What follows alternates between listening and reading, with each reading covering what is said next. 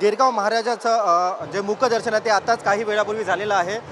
खासदार आपण देखील आपल्या मोबाईलमध्ये हा जो सोहळा होता तो कैद केलेला आहे, काय सांगाल?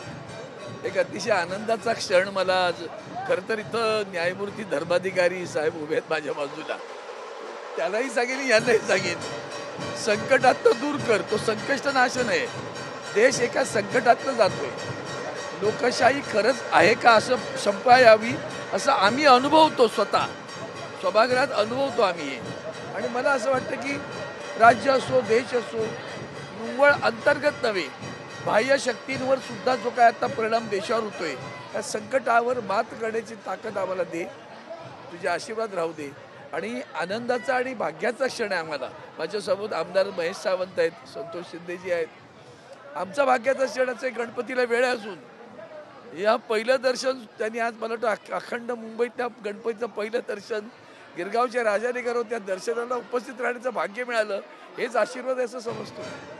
खरं तर 8000 किलो शाडूच्या मातीने ही मूर्ती बनवलेली आहे।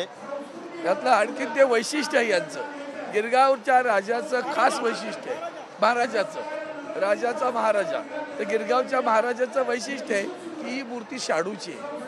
त्यामुळे जी सातत्याने जी आरडाओरड असते त्याच्यातला हा वेगळा इथं येऊन इथं बनवतात शाडूची मूर्ती, फक्त शाडूची माती उपलब्ध होणं ही तितकंच महत्त्वाचं आहे। खरं तर बेटची निवडणूक ही 1-2 दिवसामध्ये पार पडते।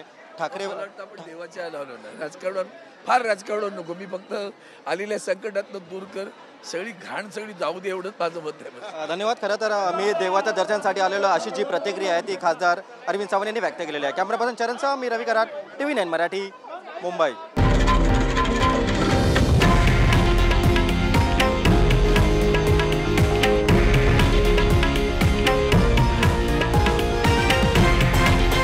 हे आहे देशातील नंबर 1 न्यूज नेटवर्क आणि आपण पाहत आहात TV9 मराठी, एकमेव।